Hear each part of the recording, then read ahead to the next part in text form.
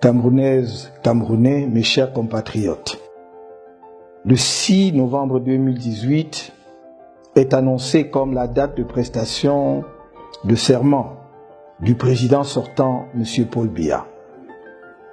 Il s'agira d'un jour sombre dans l'histoire de notre pays, d'un de ces jours tristes où la nation assiste interdite à la mise à mort de la volonté populaire majoritaire. Le spectacle ubuesque qu'offriront les acteurs de ce drame de la souillure nationale consacrera la force de l'expérience dans la forfaiture, la force de l'expérience dans la manipulation, la force de l'expérience dans le déni de justice. Mais en même temps, nous devons faire de ce 6 novembre 2018 un jour unique et exceptionnel qui marque plus que jamais le début de la renaissance vertueuse de notre précieux patrimoine commun et inaliénable qu'est le Cameroun. Le 7 octobre dernier, plus de 3 millions de Camerounais de l'intérieur et de la diaspora se sont rendus aux urnes pour choisir leur président de la République. En dépit des fraudes massives et barbares du régime en place, les chiffres issus des bureaux de vote font de moi, votre humble serviteur, le vainqueur de ce scrutin, envers et contre toute logique patriotique, en ignorance parfaite et grossière de toutes les irrégularités flagrantes dénoncées à travers le Cameroun et le monde. Le Conseil constitutionnel a décidé de proclamer M. Paul Biya vainqueur de cette élection sur la base de documents fabriqués pour la circonstance par les officines du pouvoir et en totale contradiction avec la vérité des urnes. L'imagination de quelques-uns a donc permis l'attribution arbitraire à chaque candidat d'un pourcentage sorti du néant. Au nom de quoi devons-nous laisser prospérer une telle injustice? Que ce soit clair pour tous, nous n'accepterons jamais les résultats proclamés par un Conseil constitutionnel partial qui a volontairement décidé d'ignorer les faits et de piétiner le droit, la justice et la démocratie pour rendre une décision injuste, partisane et partiale. Oui, mes chers compatriotes, vous m'avez majoritairement témoigné votre confiance le 7 octobre. Et c'est avec honneur et engagement que je voudrais vous servir et servir notre cher et beau pays au niveau suprême. Au service de ce but ultime, je privilégie les moyens pacifiques pour faire triompher la vérité. Car je ne saurais mettre à feu et à sang mon propre pays pour accéder à la fonction présidentielle. D'autres nous ont bien montré qu'ils y sont prêts pour se maintenir au pouvoir. Mais notre plan n'est pas celui de la destruction de notre pays, comme 36 années calamiteuses de présidence y sont parvenues. Notre vœu n'est pas de conduire, comme si de rien n'était, un pays dans lequel 2 de ses 10 régions ont été volontairement exclues de l'appel national par ceux-là même qui laissent prospérer en l'organisant et en le structurant le tribalisme afin de conserver à tous les prix, y compris celui de l'éclatement de la nation, un pouvoir devenu infructueux pour tous et profitable seulement à un petit groupe d'égoïstes, égocentriques, depuis bientôt 4 décennies. Bien au contraire, nous continuerons inlassablement de proclamer notre parti pris en faveur d'un changement par les urnes et dans la paix. Non cette paix illusoire que revendique le pouvoir, mais une paix véritable, fruit d'un développement harmonieux fondé sur la justice et la redistribution équitable du produit de la croissance. Certains ne partagent pas avec nous cette vision des choses, mais loin d'être naïve et irréaliste, notre option est la plus indiquée pour la préservation de l'unité de notre pays et les conditions de son progrès futur pour un développement partagé.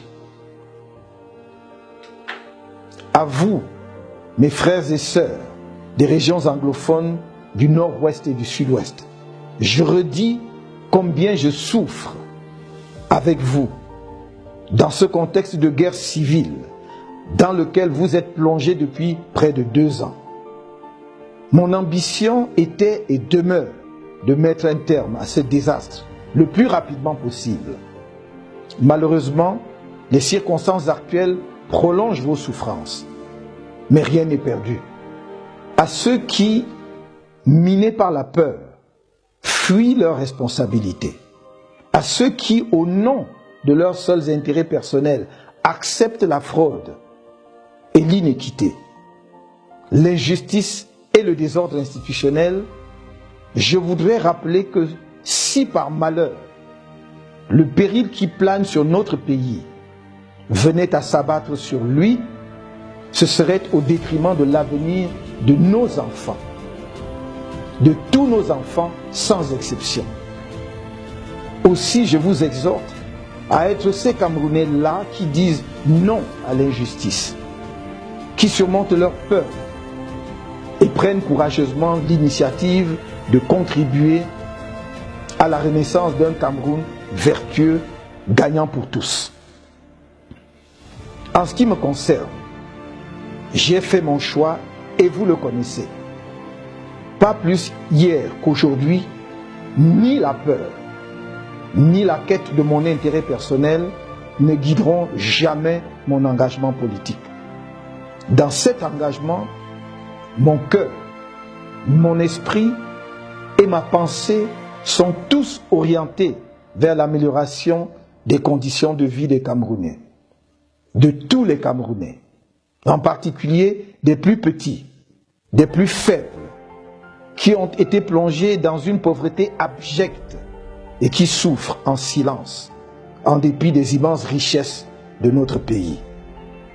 Mes chers compatriotes, vous êtes nombreux à penser et à dire qu'après ce scrutin, les choses ne seront plus jamais comme avant. Mais il ne suffit pas de le penser ou de le dire. Il faut agir et poursuivre la résistance. Dans cette optique, tout en demandant à la communauté nationale de rester mobilisée et vigilante, j'invite la communauté internationale à prendre ses responsabilités pour que la volonté du peuple camerounais souverain, exprimée dans les urnes le 7 octobre dernier, soit restituée conformément à la volonté des urnes. Je propose à cet égard la mise en place d'une commission internationale indépendante, acceptée par les partis, qui sera chargée du recomptage des votes sur la base de la confrontation des procès-verbaux des commissions locales de supervision des votes et des bordereaux d'émargement bureau de vote par bureau de vote. Ces documents existent. Les procès-verbaux originaux sont disponibles et l'ECAM détient les bordereaux d'émargement. Je m'engage solennellement à respecter les conclusions de cette instance, même si elles me sont défavorables. Alors de quoi avons-nous peur? Au lieu de rechercher la vérité dans cette élection pour assurer la stabilité de notre pays, certains nous demandent d'accepter tout simplement l'injustice et la forfaiture et de passer à autre chose. À ceux-là, nous disons non, nous résisterons. C'est pour cela que j'invite à s'associer à notre démarche les autres candidats de l'opposition, notamment M. Cabral Libi, qui a fait les mêmes dénonciations que nous et qui a déclaré que Paul Biya ne peut avoir gagné cette élection. Bien plus que pour lui, l'élection a été remportée par un candidat de l'opposition. J'invite également M. Yoshua aussi, dont les requêtes, pourtant fondées et brillamment défendues, par ses avocats et lui-même ont toutes été rejetées de manière manifestement injuste. Mon interpellation s'adresse également au docteur Adamoun Damjoya et M. Serge Espoir Matomba et n'exclut pas M. Franklin Difford, car il est de notre intérêt commun de construire une démocratie camerounaise authentique, fondée sur le respect de la règle de droit et la justice.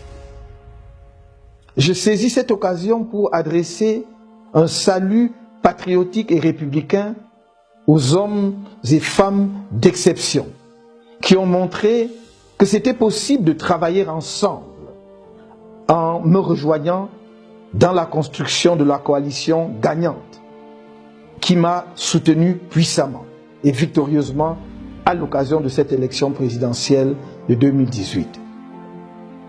Je voudrais également remercier l'ensemble du peuple camerounais pour sa mobilisation.